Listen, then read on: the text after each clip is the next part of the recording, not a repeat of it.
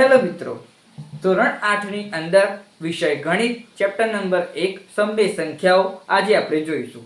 Topic છે કે વિભાજનના ગુણધર્મ પરથી દાખલાઓ ગણો. કે આવું એક્ઝામ્પલ આપેલું હશે તો આપણે એને સાદું રૂપ એટલે કે આન્સર એનો મેળવીશું. તો સૌપ્રથમ કાલે જે વિડીયો ના જોયો મિત્રો, કાલે એક ગયો વિડીયો લેક્ચર નંબર 1 હતો, એ ના જોયો મિત્રો તો જોઈ લેજો. એ વિડીયો જોઈને પછી આ વિડીયો તરફ આવજો તો એ વધુ સમજણ પડે તેથી કહું છું. હવે આ જોઈએ કે આવું એક્ઝામ્પલ આપેલું હોય તો કઈ રીતે ગણીશું. તો કયા વિડીયોની અંદર આપણે શું જોયું હતું, આવું જ એક્ઝામ્પલ આપેલું હતું પણ નેચરની જે સંખ્યા હતી એ સેમ આપેલી હોવી જોઈતી હતી. હવે આમાં પણ અલગ આપેલી છે. તો જે ગયો વિડીયો જોયો ના હોય તો જોઈ લેજો મિત્રો, કેમ કે આ વિડીયોની અંદર ગયા વિડીયોમાં સમજણ પડશે ને તો આ વિડીયોની અંદર સમજણ પડશે. એટલે કે ગયો વિડીયો જોયો હશે તો આ વિડીયોની અંદર સમજણ પડશે બધું. તો સૌપ્રથમ આ એક્ઝામ્પલ આપણે સમજીએ. તો સૌપ્રથમ શું કરીશું, જે બે સંખ્યા જે આલેલી છે સેમ, એને આપણે સાદું રૂપ એટલે કે કોમન માં લઈ લઈએ. જેમ કે 9/16 આ આપેલા છે એમને એમ લખી દઈએ અને આટલા ગુણાકારનું ચિહ્ન મૂકી દઈએ. બરાબર. હવે જે સંખ્યા સેમ નથી આલી એને અલગ કરી દઈએ. છગડા કૌંસની અંદર 4/12 અને આટલે પ્લસ નું નિશાન આગળ પ્લસ કરી દઈએ -3/9. હવે આ પણ આપેલી છે. હવે આપણે પહેલા વિડિયોની અંદર શું જોયું હતું, ગયા વિડિયોની અંદર કે 12 અને 9 જેમ કે આપેલા છે આમાં સેમ આપેલા નથી. પહેલામાં 12 સેમ આપ્યા હતા ગયા વિડિયોની અંદર. કોઈ પણ સંખ્યા નેચરલ આપેલી હોય તો બે ના અંદર સેમ આપેલી હોય તો વાત આગળ આપણે ગણી શકીએ. પણ આ તો નેચરલ સંખ્યા સેમ નથી આપી તો આનું શું કરીશું સેમ લાવવા માટે. તો સૌપ્રથમ સરખો લાવવા માટે આન્સર તો 12 અને 9 નો આપણે લસા કરીશું. લસા કઈ રીતે કરીશું એની આપણે વાત કરીએ. તો સૌપ્રથમ લસા લઈએ કે 12 અને 9 નો લસા લેતા એનો 12 નો લસા લેવાનો છે. કઈ રીતે લઈશું તો સૌપ્રથમ આપણે એક અવિભાજ્યની અવયવની રીતથી 12 અને 9 નો લસા લઈશું. તો સૌપ્રથમ 12 ના અવયવ પાડી દઈએ. 12 ના અવયવ 3 દુ 6, 6 દુ 12 થાય. એટલે કે 3 ની 1 ઘાત અને 2 ની 2 ઘાત થાય. બરોબર. હવે 9 ના અવયવ પાડીએ તો 9 ના અવયવ પાડીશું 3 તરી 9 એટલે કે 3 ની 2 ઘાત થશે. હવે જુઓ, જે સંખ્યા આપેલી હોય એની જે મોટી ઘાતની સંખ્યા છે, મોટી ઘાત વાળી સંખ્યા હોય એ આપણે લઈશું. જેમ કે હવે આમાં 2 નો સમાવેશ થાય કે ના થાય એ મેં આમાં અવિભાજ્યની અવયવની રીતની લસાની અંદર કેવું છે કે ધારો કે 3 આમાં આપેલા છે, 3 આમાં પણ આપેલા છે. હવે જે સંખ્યા મોટી, જે મોટા વર્ગવાળી સંખ્યા હોય એની વાત કરવાની. જેમ કે 3 ની 1 ઘાત હોય, 3 ની 2 ઘાત હોય તો આપણે લઈશું છે 3 ની 2 ઘાત. આમાં કઈ 2 ની 2 ઘાત છે તો એને તો લેવી જ પડશે. તો 2 ની 2 ઘાત એટલે કે 4, 3 ની 2 ઘાત એટલે કે 9. તો 9 ચોક 36. તો આપણને લસા કેવો મળ્યો કે 12 અને 9 નો લસા આપણને 36 મળ્યો કહેવાય. આ એ સંખ્યા આપેલી ને 36 મળી જવાબ આન્સર મળ્યો. જેમ કે ધારો કે 4 આપેલા છે, નેચર 12 આપેલા છે. બરાબર. આટલે પ્લસ આટલે 3 આપેલા છે, માઈનસ ભાગ્યા 9 આપેલા છે. બરાબર.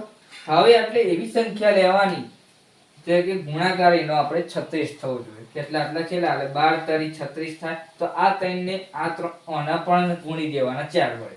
પછી જે સંખ્યા લઈએ તો 36 થાય. 9 ચોક 36. તો આને પણ આટલા 4 વડે ગુણી દેશું. હવે જે આવે આન્સર એ લખી દઈએ. જેમ કે 4 તરી 12 ભાગ્યા 36. પછી હોય છે 4 તરી 12 પણ માઈનસ માં ભાગ્યા 9 ચોક 36. તો બરાબર. હવે સેમ થઈ ગયું. હવે નેચર સેમ થઈ ગઈ સંખ્યા. હવે સેમ થઈ ગઈ આ સંખ્યા ઓય મૂકી દઈશું 12/36 અને -12/36.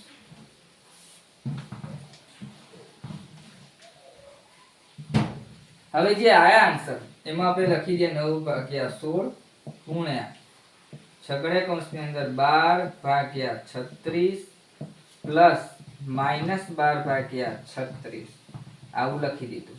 હવે સેમ થઈ ગઈ સંખ્યા. હવે આપણે શું કરીશું આગળ, 9/16 ગુણ્યા 36 તો નેચર આવશે જ, 12 પ્લસ માઈનસ. હવે પ્લસ 12 આલ્યો, માઈનસ 12 આલ્યો, 12 માં 12 જાય તો 0. હવે બરાબર. હવે 0/36 કરો તો આન્સર આપણને 0 જ મળે. તો 9/16 ગુણ્યા 0 આની સાથે પણ 0 કરો તો આન્સર આપણને કન્ફર્મ 0 મળે. આ એનો આન્સર. તો આખા દાખલાનો જવાબ આપણને 0 આન્સર મળ્યો. કેમ કે એક 0 આવવાથી આપણને આખી સંખ્યાનું નિરૂપણ અલગ થઈ ગયું. તો આ એનો આન્સર રહેશે. જેમ કે 12 માંથી 12 જાય તો 0 થયા, 0 ભાગ્યા 36 એટલે કે 0. 0 ને 9 ભાગ્યા 16 ગુણાકાર કરો તો 0 થાય આન્સર. તો મારા તરફથી મારી રીતે લીધું છે એક્ઝામ્પલ, એટલે આપણે શોધી શકીએ. નવા એક્ઝામ્પલ બુકની અંદર આપેલા નથી, તેથી મારી રીતે મેં બનાવીને કર્યું છે.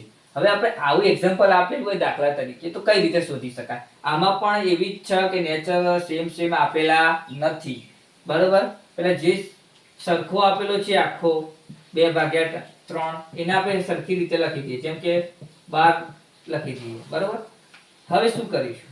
હવે જે સેમ નથી આલે છગડા કૌંસની અંદર લખી દઈએ -4 નેચર 5 પ્લસ 5/4.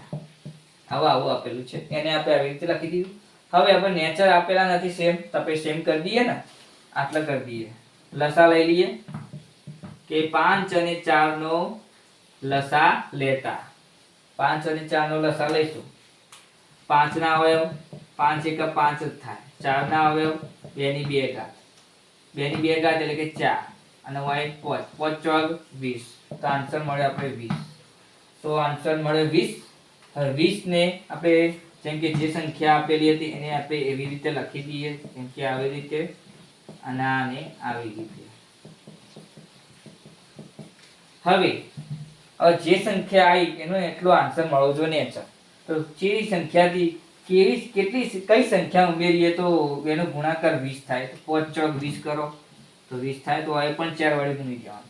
અને કઈ સંખ્યા વડે ગુણીશું તો 20 થશે. તો 4 × 5 = 20 થાય. તો આને 5 વડે ગુણી દો. એવી રીતે થશે. હવે જો ચોગુ 16. બરોબર? એટલે -5 ચોક 20 થઈ ગયો, પ્લસ 5 5 25, 4 × 5 = 20 થઈ ગયો આન્સર. હવે આગળ જોઈશું. ચોગુ 16 એટલે ભાગ્યા 20, 5 5 25, 25 ભાગ્યા 20. હવે 20 મળ્યો આન્સર. હવે આપણે શું કરીશું? 2/3 ગુણ્યા -16 20 પ્લસ 25 ભાગ્યા 20. બરાબર? હવે જોઈએ 2/3 ગુણ્યા નેચર 20 તો આવશે જ. નેચર 20 આવશે જ. હવે 25 માંથી 16 જાય પ્લસ માઇનસ 25 માંથી 16 જાય કેટલા વધે? 4 20 9. તો 9/20 વધ્યો. હવે 9/20 વધ્યો. બેનો એકબીજા સાથે મલ્ટીપ્લાય કરીશું. કઈ રીતે જોઈએ? 9 દુ 18 અને 20 તારી 60. આવી રીતે. તો આ એનો આન્સર. આવી કેટલીક MCQ આપેલા છે, ખાલી જગ્યાઓ આપેલી છે, એને આપણે કઈ રીતે સમજીએ? તો ખાલી જગ્યા પ્રાકૃતિક સંખ્યા છે. હવે પ્રાકૃતિક સંખ્યા આમાંથી કઈ છે? આપણે જોઈતું કે 0 તો કહેવાય નહીં, પૂર્ણ સંખ્યા કહેવાય. 100 તો આવે નહીં. 1 તો એ પ્રાકૃતિક સંખ્યા કહેવાય. પહેલી આવી સંખ્યા. હવે 0 + 5 બરાબર ખાલી જગ્યા. હવે આવે 0, હવે આપ્યો 5 + 0, હવે આપ્યો 1/5. આનું ઊંધું જૂથના નિયમ પ્રમાણે આ જૂથનો નિયમ લાગુ પડે. 0 + 5 પ્લસ 0 + 5 ની અંદર +5 + 0 એનું ઊંધું કરવાનું. હવે આવું એક્ઝામ્પલ આપેલું છે. કરી દઈએ આપણે હાલ. તો વચ્ચે શું આવ્યું? મલ્ટીપ્લાય કર્યો. તો 4 તારી 12 પણ કેવું? માઈનસમાં. આ તો 4 તારી 12 પ્લસમાં. પ્લસ માઈનસ ઉડી ગયા. વધ્યો કેટલો? 1. તો આપણને આન્સર મળ્યો 1. પણ જેવો 1 મળ્યો પ્લસમાં 1 મળ્યો. વિડીયોને આપણે આટલે સુધી રાખીએ છીએ. વિડીયો ગમે તો લાઈક શેર અને કોમેન્ટ કરીને જણાવો કે વિડીયો કેવો લાગ્યો.